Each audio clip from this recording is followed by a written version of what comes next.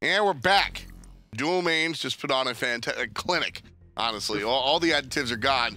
He played Eribiiax in the mid lane. Game 1, we got to commentate that. The Aphrodite game. That was impressive. And then the last one, he did it with hell. So, still coming out with the healers. What else? Is there another healer he can bring in that mid lane? Changa? Well, that's console standard. That's not exciting. Either way, Duel Mains take on CAZ, the other Smite console league team. They beat Quantum, and Duel Mains do it again. We'll see as we head into picks and bans right here. Like I said, Changa, kind of par for the course. Give me the hell a second time. Well, Duel Mains are in a very comfortable position with those 2 wins. If they win one more, they're guaranteed in the consoles. Yeah, it's going to be a really big deal for Duel Mains here. They've been playing out of their minds. And should they find themselves in the console league, I don't think anybody's going to sit there and say it was a fluke or it was a mistake. These guys have definitely played well. They beat their fellow challenger team. They've beat one of the SCL teams. And now CAZ Esports up here going to be the second. Zeus and Robin, the bans out for Duel Mains. They seem to be sticking to their guns on this one. I like the fact that they banned Robin because the fact they pick healers in the mid lane. Robin's one of these guys in the jungles you don't want to deal with. He's going to be diving your backline uncontested very freely, but picking up another guy that could dive the backline is Susano. Yeah, Beast Feast has been, or Feast Beast. Beast Feast 35. my apologies. I you know, no disrespect intended. Because he has looked fantastic on kind of whoever he plays, but if you can give the man to Susano, you're going to give the man to Susano. CAZ Esports, however, Cabrakan and Medusa selected across the way. We'll see how those gods fare. It's a nice little matchup here, especially if Cabrakan is in that support position. Cabrakan can easily set up Medusa for an easy petrify guaranteed target, whether it's the stun or whether it's the Cabrakan ultimate, because as you're running away from the Cabrakan ultimate, you have to turn your character back towards Medusa to wrap around that wall. Khepri, Aphrodite, one more time, get there. You cannot kill my teammates combo together. Duel Mains really looking for protection. Susano can definitely be that hyper carry, though. We saw Thanatos the first time around. Thanatos versus Susano, what do you think is the more successful character for being that hyper carry? I think Susano has more leeway in terms of flexibility. You don't have to commit all in because you have 2 forms of escapes between the jet stream and the 3rd strike of your Storm Kata, not to mention you have the knock-up from your ultimate. Khepri and Afro, you're supposed to go all in, right? That's true, but I think that Duel Mains didn't want to deal with the Susano more than they didn't want to deal with the Thanatos. Huge point, huge point. Susano definitely has a lot of crowd control options available to him. So CAZ Esports on the right-hand side, they have their selection. It'll be Zhong. And I actually really like this selection. So Khepri and Aphrodite, what they really excel at is stopping single, I don't want to say one-trick ponies, but Kraken men. That's what they're trying to protect against. Oh no, here comes the burst.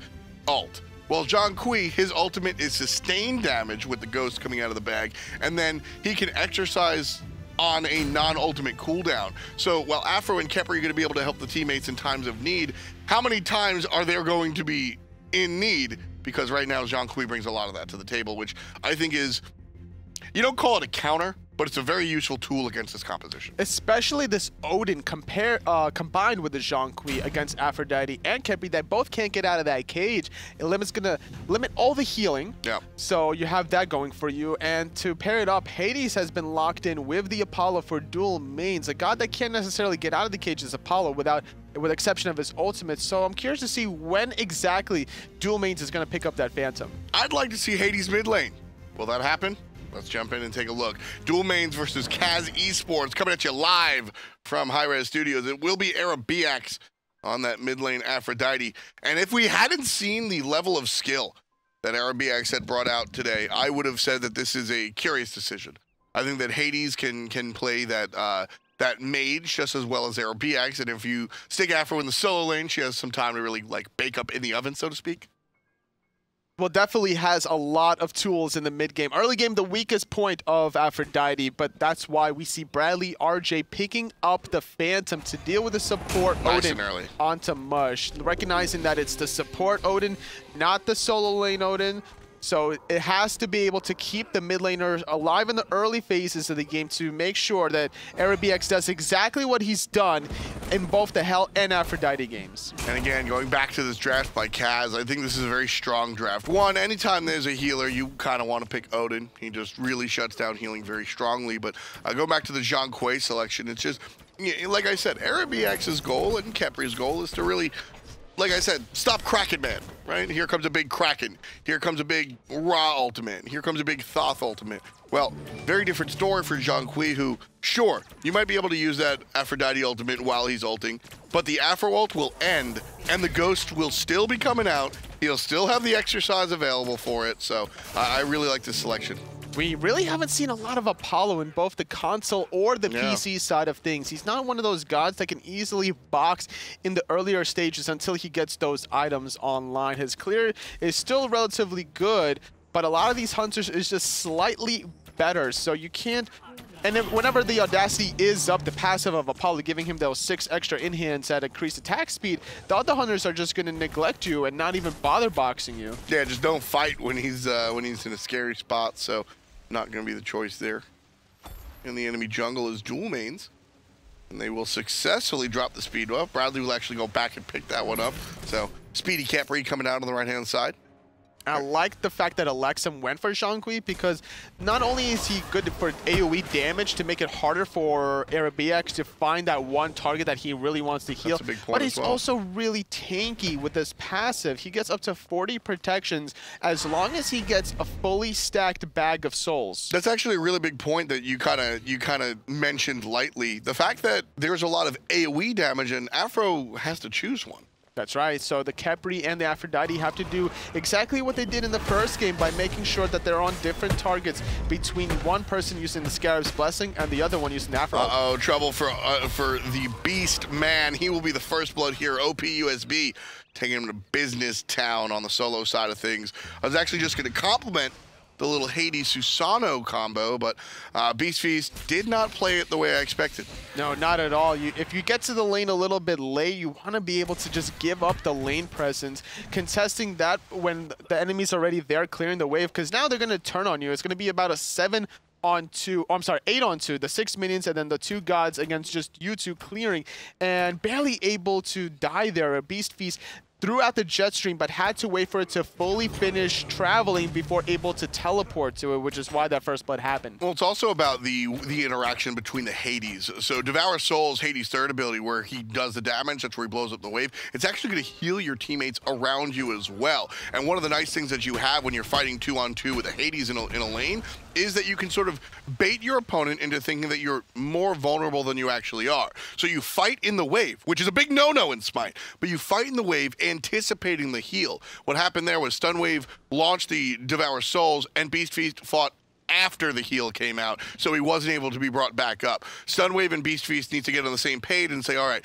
I'm going to Devour Souls after you take some damage. We'll be able to hit the wave, hit the opponent, and hopefully hit the first blood. Because of that miscommunication, CAZ Esports first on the board. And Hades received a little bit of love recently in the latest patches. Whenever he does use that Devourer of Souls in a 1v1 situation, that target will still be blighted and will apply the detonate damage and the heal for anyone around him. So makes him a little bit more useful outside of the laning phase. But left-hand side, picking up the red buff, CRYSIS MoTioNZz still looking for options as to what he wants to do against this Medusa. Playing relatively carefully, going for the Warrior tab. He hasn't committed to the Devourer's Gloves quite yet, or the Cabal. Yeah, listen, Tully, I never dislike Apollo. Even in heavy push metas, which is where we're at right now. CRYSIS MoTioNZz on this Apollo, yes. Against Dobson's Medusa, he does not have the upper hand whatsoever. But at the end of the day, an Apollo will be able to split push and ult out. There are so many options. His Audacity passive allows him to box virtually anybody. The Mesmerize is a fantastic interrupt. I think that this character, especially once he reaches here, level 7, where he can clear the wave efficiently, this is a very scary character to have across the side when you're battling against him, especially if you don't know where he is. I definitely agree with you, especially it's so beautiful going through walls, whereas a lot of these other hunter abilities don't have that same luxury. The only issue is it's so easy to see his fingers pointing at you. It's like, okay, his passive is up. I'm just gonna wait until that's over with. But nice little blink ultimate, gonna force out the ultimate, petrify and bird bomb, dealing a good amount of damage. Now this isn't an official kill onto CRYSIS MoTioNZz, but the damage done by both Dobson and Mush has basically forced MoTioNZz to go back into base, missing out on a whole wave, so that's essentially half a kill, technically. Yeah, exactly. I mean, at this point in the game, he's going to sit out for maybe 12 seconds. He res, if that long, he reses, he walks up the lane, he misses exactly what he misses in this scenario. So it's not a kill on the board. I feel you on that, but definitely Dobson and Mush have to feel a little bit happy about the play they made on the left side. BradleyRJ now, level 7 on the Khepri, trying to defend, and MoTioNZz comes back, missing a wave, but still here. And with the pressure being brought out, BradleyRJ has to sit in the duel lane, helping out CRYSIS MoTioNZz, taking some important, valuable experience in gold that was just recently stripped away under that tower, so now having to share the next one puts him a little bit further behind Dobson. Nice catch as Jeron comes running towards Beast Feast, but Eribiiax able to find the stun. No mana. Yeah, he's no mana and he has no HP. Birds. Gets hit by the doves and the sword of the Beast Feast. That'll confirm it. 1 kill for Duel Mains in that exchange. There's a 3-on-2 as the support showed up as well. So OverPoweredUSB trying to make the rotation, followed by Stun Wave, but realized he's there a little bit too late, so he'll just opt for the Gremlins. Smite, like any other strategical game, is all about how you manage your resources. It's not just about your health, it's also all about your mana. And in that situation, Elexum, even if he was healthy, he had no mana to counteract any sort of physical engagement. But Jeron getting pulled back into Petrified, trying to peel, but it's not enough. Yeah, that pull is so strong, Toli.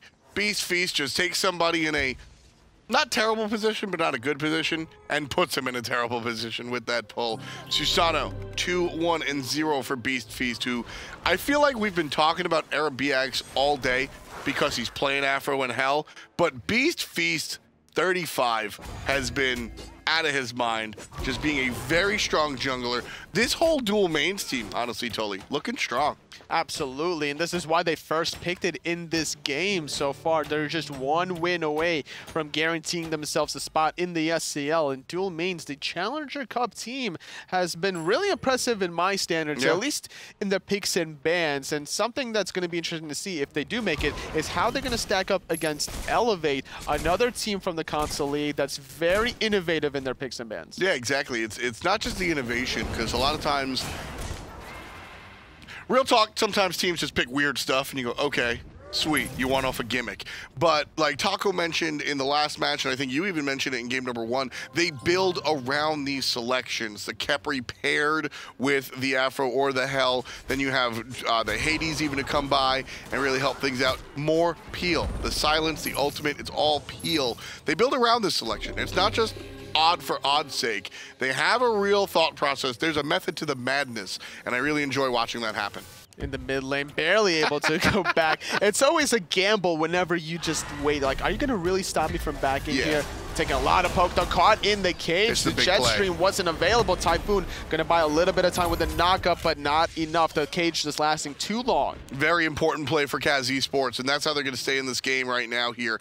Leading by about the cost of a first blood. CAZ Esports have to be able to continuously make these plays because we know what Duel Mains is going to do. They're going to be successful when they have these situations.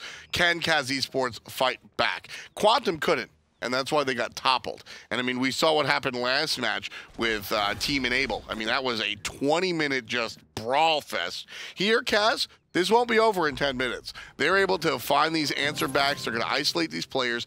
As long as Afro's not there, Toli, you can get the kill. Just trying to isolate that mid-utility mage. Now finishing off that Lotus Crown. Going to provide so much protections for the rest of her teammates. Working on the Gauntlet of Thieves yet again. BradleyRJ. This is that synergy between these two players. You know, both having a lot of protections. And that 40 protections, both physical and magical, once those doves come out of that linked target, it's going to be more difficult. And that's going to probably be primarily onto Beast Feast. The Susano already having 2 deaths, 100% of his team's deaths.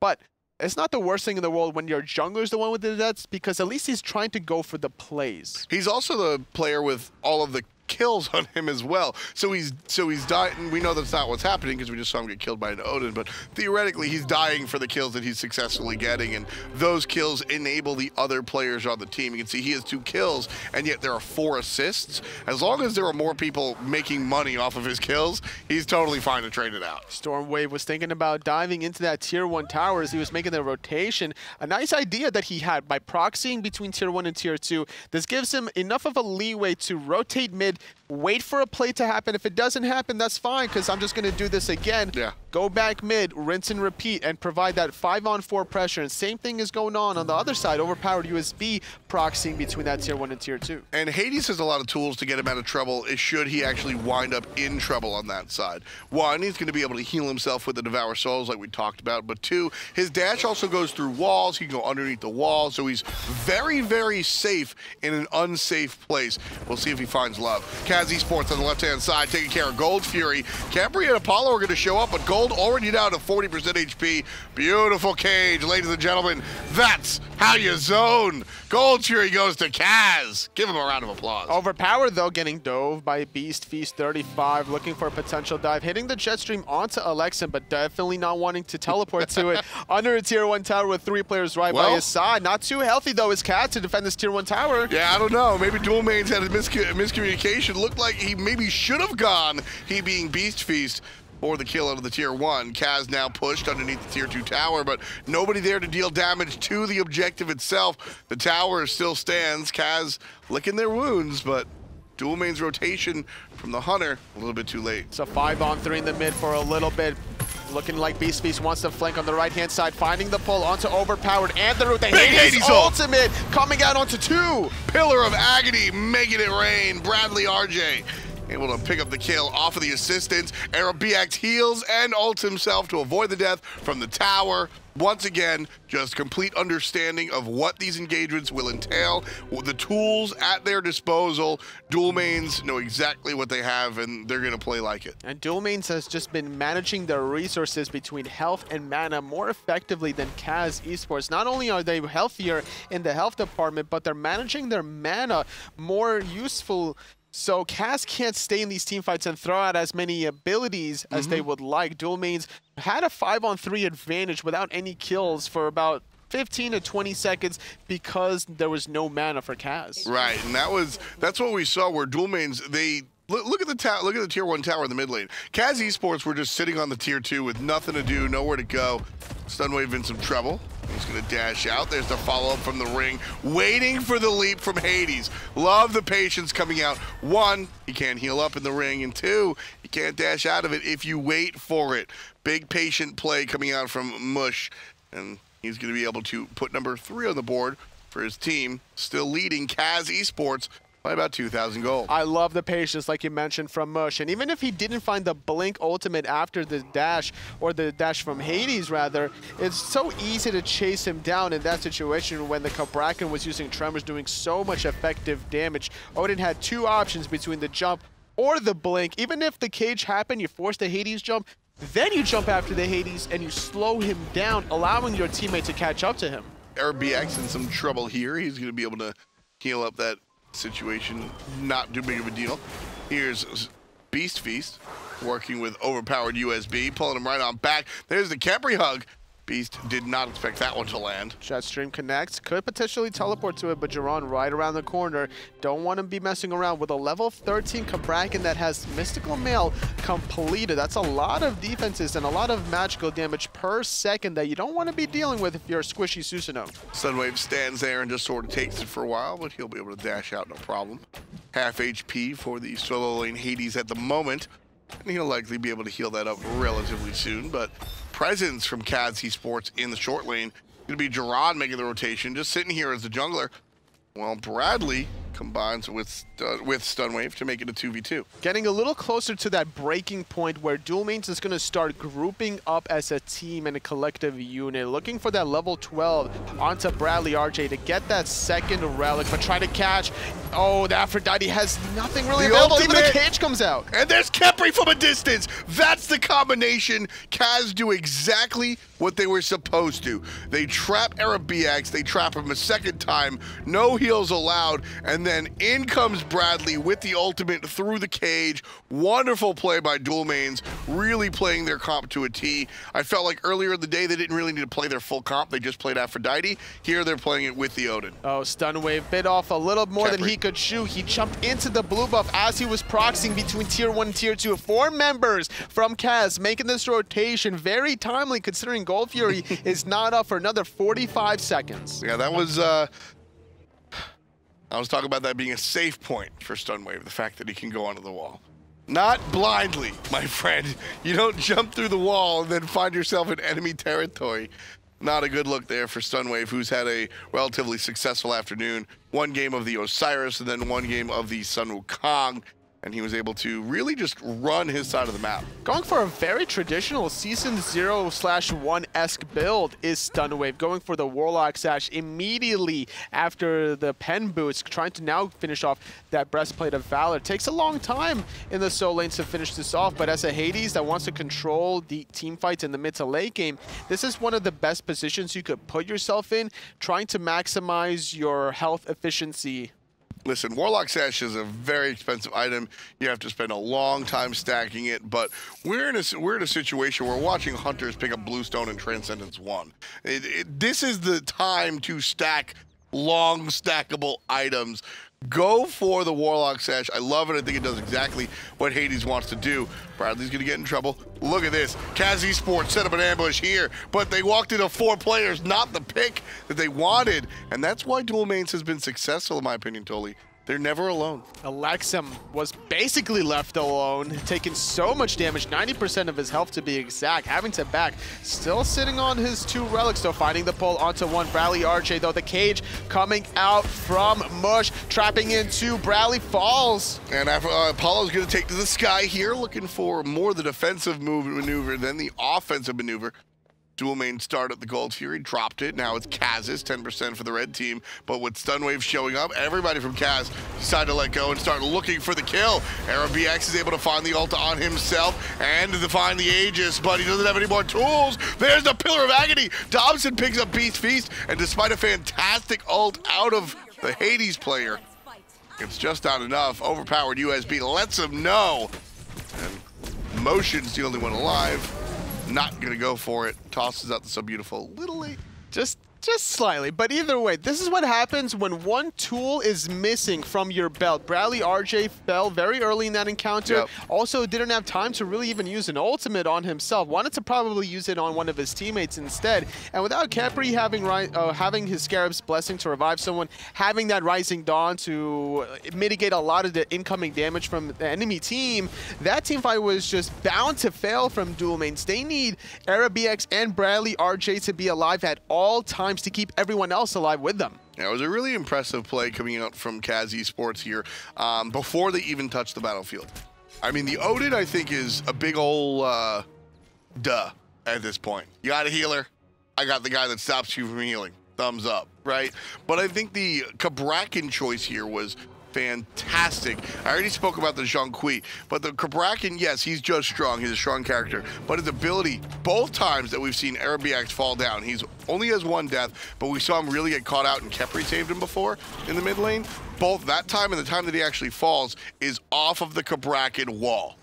It's also, it's not just the Odin ultimate or the Cabrakan ultimate that's locking Eribiiax into place that's so successful for CAZ. It's also their itemization and choices of how they're going about. Looking at Elexum's build specifically on the Zhong, Divine Ruin, and with all the damage over time from the Zhong between the card or his ultimate, that's going to be a lot of anti-healing for 8 seconds. That's 40% reduced healing. And then just by being around OverPoweredUSB, going to lower the healing because of the Pestilence as well. So Bradley stuck in the ring, a little bit of trouble. He'll be able to dash out of there no problem.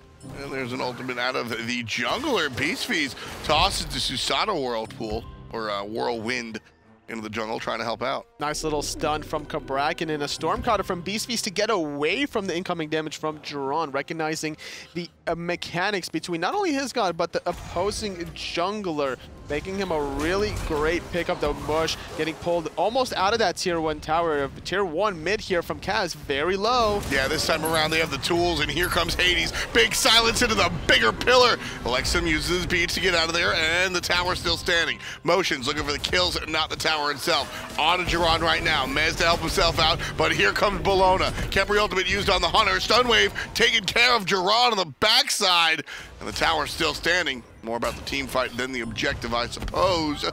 I would have loved to see CRYSIS MoTioNZz focus on that tower, but not going to be the case. Still not available, but the Portal Demon has been started between Beast Feast and CRYSIS MoTioNZz. Going to try to be leashing it any which way that they can, and then take a 3-on-4 encounter in the mid. Eribiiax with the shots from a distance, able to steal away that one with Stoneway, but leaving Eribiiax alone in the cage. Bradley doesn't have the ult either, but he does have the Phantom. Still stunned out as Eribiiax. Heals are coming through. There's help from the Bludgeon. And OverPoweredUSB able to take down Eribiiax. 2 deaths on the mid lane Aphrodite. Duel Mains still trailing by about 3,000, give or take, but definitely a much more competitive game for CAZ versus Duel Mains. I'm not sure if this was misguided or miscommunication or if intended, but between Stunwave and BradleyRJ, they both have a Phantom Relic, which means that there's no meditation here on the side of Duel Mains, and that's not necessarily the worst thing because of how long the cooldown is from Phantoms, about 180 seconds or so. So you're able to still get that off every single ultimate of the Odin, but now once you do get out of that Odin ultimate, you don't have the meditation. You do have the shell though from Bradley.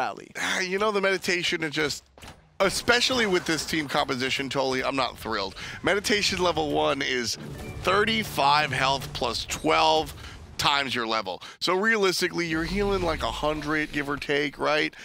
Listen, my Afro's gonna heal that in a couple of ticks of the doves. I want that Phantom to get me out of the ring so my Afro can heal me up with the doves. And not just the ring, but it's also the Cabrakan ultimates coming out of Jeron. It's just too impactful here. There's 2 options between trying to lock that down. And to solve those 2 options, you have 2 Phantoms, one from Stunwave, one from BradleyRJ. It's a nice methodical mindset between these 2 players. And again, it's a little bit, like you said, meditation is kind of the go-to. But I think this is the more intelligent choice here. And Duel Mains are, a lot of times you see from the lower end teams, Duel Mains coming from the challenger circuit, an inability, or rather no desire to play what they think is correct, because you get peer pressured almost into playing what is quote unquote correct. That's the difference of tiers between wherever you are. If you're in the console league, if you're in the SPL, you're looking for ways to win games and not necessarily copy cookie cutter strategies between, like, whatever works for one team might not necessarily always work out for you. So this strategy deployed by Duel Mains throughout the whole day has been successful thus far, despite not getting any Gold Furies, losing both of them so far at the 23-minute mark. They're holding on for dear life against CAZ, only down about 4,000 gold, about 3,500 or so. And once these team fights start rolling around Jeron. like this, that's when they start taking advantage. Oh, Jeron, he got so stuck. But Mush provides help with the ring. That's a win for Duel Mains right there. As every time that Odin ring goes down and somebody doesn't die, Duel Mains is throwing a party. Here comes everybody on the side of Duel Mains understanding that the threat is low. Ultimate out of Susano finds the knockup. Pulling back is Elexum. He's gonna be gold. You can't see him. He gets the kill, but he's killed right afterwards. 1 for 1. Here's help underneath the tower. Eribiiax needs to find a target, does so, heals up the jungler. There's going to be the Aegis, stopping some of the healing, but more importantly, stopping some of the damage incoming from CAZ. Here's going to be Jeron looking for the stun, finds the ultimate instead. Here's the Pillar of Agony, and help for Bradley. He ults himself. The damage going the way of CAZ Esports. Eribiiax helps out his team just a little bit. 1 for 1, Hunter for mid. And here comes the healing from Eribiiax, not really afraid of anything, setting up the Storm Kata for Beast Feast to go in, but still going aggressive is Mush, teleporting into that jet stream, still not able to find a kill, but overall, a 1 for 1. Hunter for the mid, but with all the sustain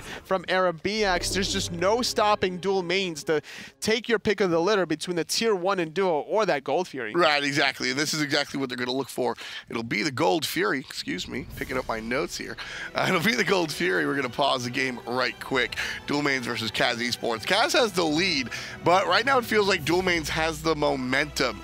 We're seeing this part. We're seeing the point in the game where the composition really starts to get wind beneath its wings and starts to fly on the back of that Khepri and that Aphrodite. Especially if they can group up together and catch unexpected victims. We saw Jeron just waiting for a gank, but it was actually him on the Cabrakan that was being the line of sight gank for the rest of the members of Duel Mains. And as long as they stick together like that, they force somebody out of the fight, then they have a 5-on-4 for a little bit, which is why they were winning it up until Jeron came back on the Cabrakan. Exactly. But then the sustain from Eribiiax every single time, non-stop, so impactful for his teammates. Let's get right back to it. As we said, the momentum firmly in the grasp of Duel Mains' hands. As we head back to the battlefield, we'll see what their choice was. It will be Gold Fury. The old-fashioned stuff after the stuff, Toli. I don't know if I like this Apollo ultimate, but he's going to come down and join the team. Just in case. You never really know who might be lingering around the corner. If you use that ultimate for the damage, that could be the one extra tick of damage needed just to secure the Gold Fury right before somebody comes around. Because don't forget, Mush has a lot of damage. True. With that Bird Bomb combination, despite being all tanky, the base damage alone from Odin is good enough to allow yourself to go for that kind of option. You know, you also, not for nothing, Toli, you also provide the, what I always call the satellite ult by way of Thor or Ratatasker, where you take to the sky and you can kind of see where everything's at. The Apollo also doing that. Yeah, he's going to ult back to the team and provide that damage, but also on his way. Also, you guys can't see me. I'm like looking around. But, you know, he knows that nobody's coming, so safe and sound. Problem is he doesn't have that option here. But he's just dealing the damage anyway. I saw what he was trying to do. He tried to time the dash as the Odin cage. I'll give it to him. 1 second too late there, but getting a tier 1 successfully on his lonesome. Yeah. A nice attempt by Mush to hold on a little longer, but you're not going to stop an Apollo getting a tier 1 at the end of the day. And we spoke about that as soon as we loaded in the game. I was like, hey, man, meta or not, I'll always like this Apollo. Once he gets level 7, level 8, that's so beautiful, starts clearing the way with a couple of basics, and you're really able to, like, do it. And then, that's what Apollo does. He chews through your towers, and then if he does get in trouble, he'll just ult out of jail, no big deal. Portal Demon started up by Duel Mains here, down to about 25% HP. The ultimate and a Beast Feast going to be popped over. There's a jump over the wall, not going to be successful. Jeron drops his ult, and Elexum trapping him in the cage. One for the mid lane, Zhong.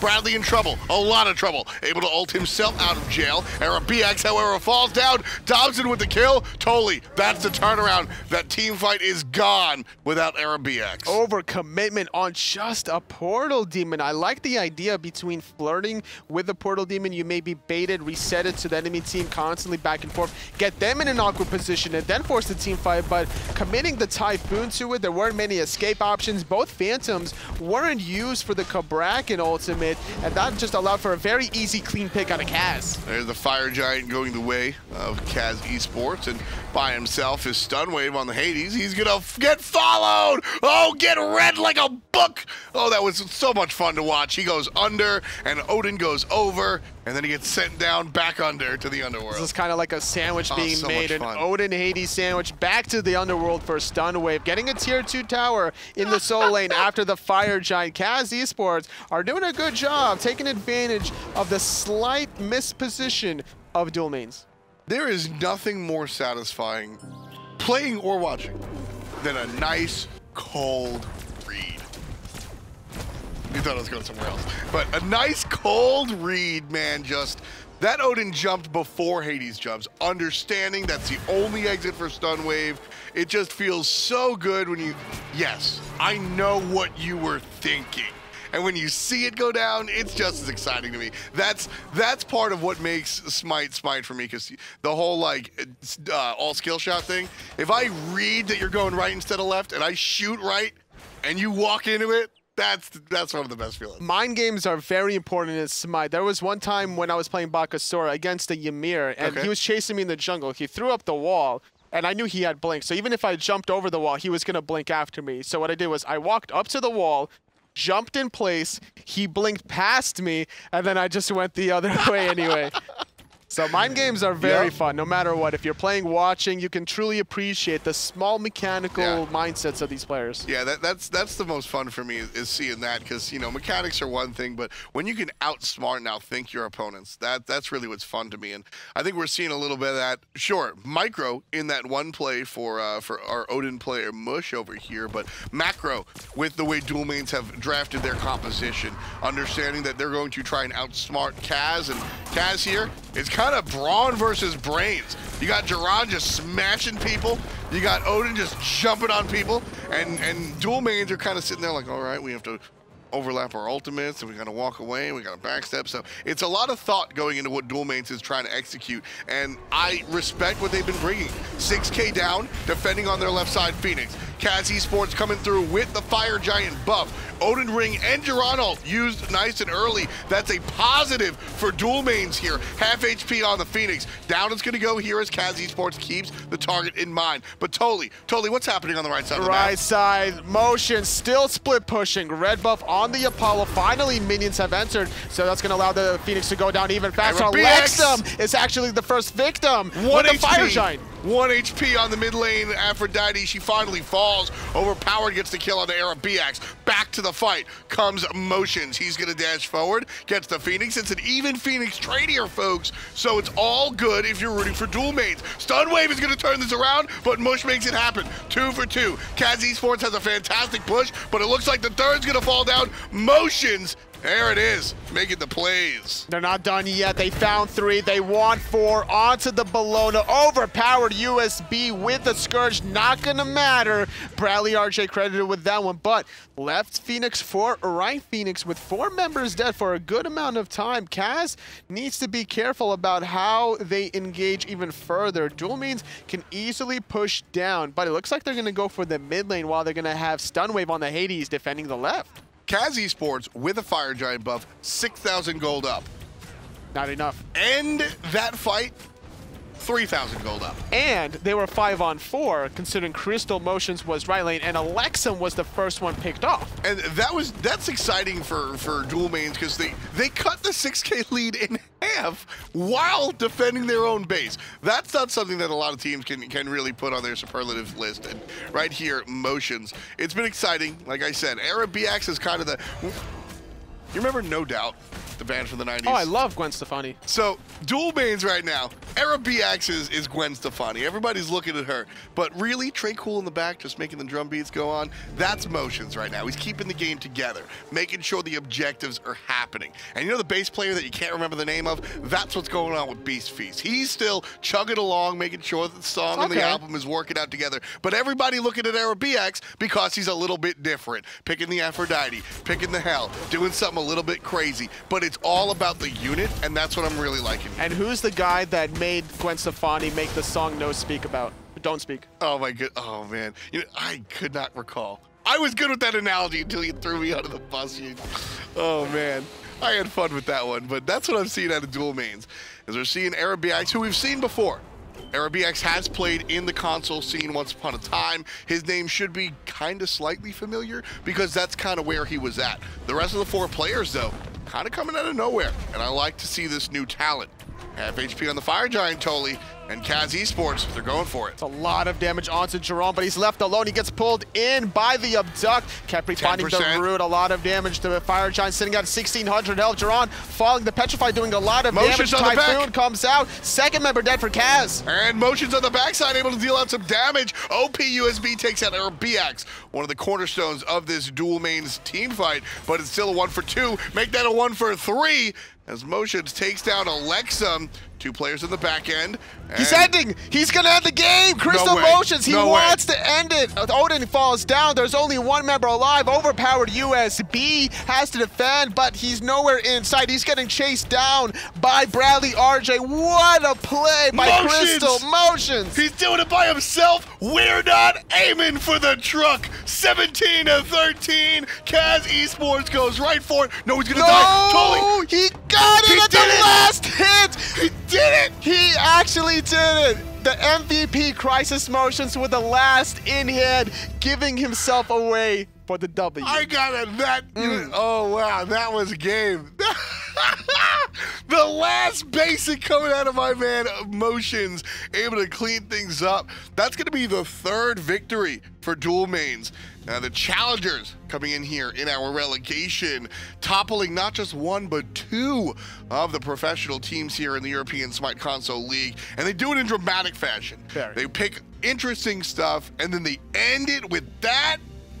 Oh, baby. Perfect climax. So, I think we have a replay available. Which replay do we have? You want to guess? I think I could guess. It might be in the last 10 seconds Let's of the roll game. it. I want to see it. Here it is. This one. So Motions, he's taking care of Jeron, which is important because Jeron, don't forget, was part of the reason that they've won all these team fights. Combining the ring and the half ring out of the Cabrakan was a big deal. Motions takes care of Dobson, and that's pretty much it. Now he realizes that, hey, look, my job's done. I'm going to take care of one more mage. All right, fine. The Aegis comes out, but after this, hey guys, can I leave? And then they say yes, and well, he knows what his job is, Stoli. And at this point, you have a lot of time to decide what you want to do as the chariot is channeling. Because he was thinking maybe like, okay, do I chase the Odin and the Bellona, or do I end the game with the fire minions? Yeah, he saw the minions right there, understood honestly, just enough damage that he needed, right? Not more, not less, just right. The last basic traveling in the air as he falls to the hand of the Titan, and the Titan dies. I've seen Hunter v Hunter die like that.